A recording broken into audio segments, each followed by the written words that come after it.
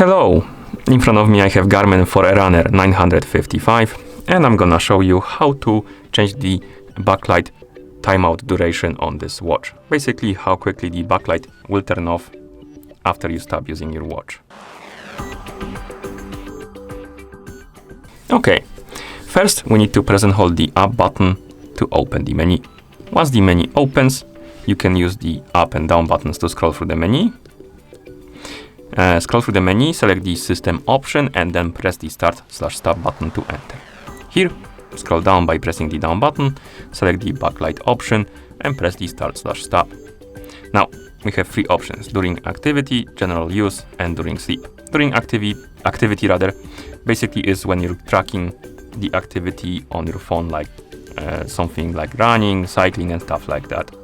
And not on your phone, but on your watch, my bad. So basically when you're tracking the activity on your watch. General use is when you're using your watch normally without tracking any activity or sleeping. And during sleep is when you're basically sleeping. So first let's select the during activity and press the start/stop. And here we can scroll down, find the option called timeout. Select it and press the start/stop. And here we have different durations, like 8 seconds, 15 seconds, 30 seconds, minute, and no timeout. Select the duration you like, for example 15 seconds, and then press the button to confirm. And now the backlight will turn off automatically after 15 seconds of an activity when you're tracking activity or when you're training, basically. Okay, let's go back, select the general use now, and press the start/stop, scroll down, select the timeout and press the button. And again, we have list of durations, select the one you like and then press the start/stop to confirm. And now during general use of your watch, your backlight will turn off after 15 seconds of an activity. So let's wait a couple more seconds, it should turn off,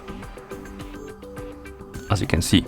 Okay, and the during sleep option, we can scroll down, select timeout and select the one we like, then press the back button.